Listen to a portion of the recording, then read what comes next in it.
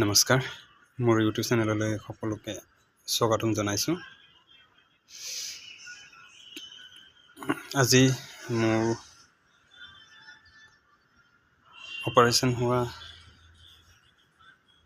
10 দিন অলৰেডি হৈ গ'ল।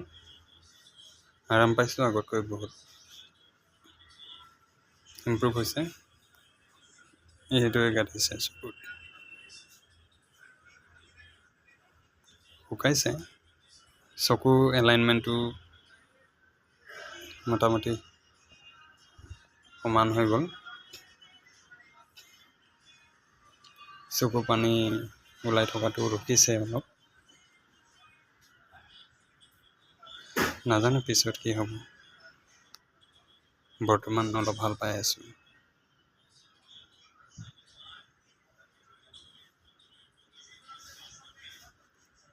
আগত কি হ'ব মই একো নাজানো। ডক্তৰে কৈছে বায়োপছিৰ কাৰণে ৰিপৰ্ট অহাৰ পিছতহে আগৰ ষ্টেপটো ল'ব। এতিয়ালৈকে বায়োপছি ৰিপৰ্ট অহা নাই, 10 দিন হৈ গ'ল। আৰু নাকতো অলপ থকা বুলি কৈছে। নাকত আৰু এটা অপাৰেশ্যন হোৱাৰ কথা কৈছে। কেতিয়া হ'ব ক'ব নোৱাৰোঁ। বায়োপছি ৰিপৰ্ট অহাৰ পিছতহে ক'ব। এনেইতো ভালে পাইছোঁ। ওজন কমিছে মোৰ। প্ৰায় 63 আছিলে যেতিয়া মই এডমিট হৈছিলোঁ। আজি জুখি চালোগৈ, তলত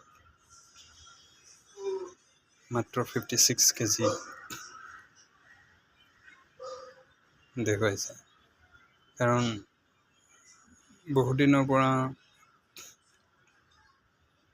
মই এসাঁজে ভাত খাই আছোঁ। ৰাতি দাইল খাওঁ, ৰাতিপুৱা ফল মূল খাওঁ, দুপৰীয়া অকণমানি ভাত খাওঁ। সেইকাৰণে ডাইট প্লান লৈ আছোঁ। আশা কৰিছোঁ অতি সোনকালে ভাল পাম বুলি।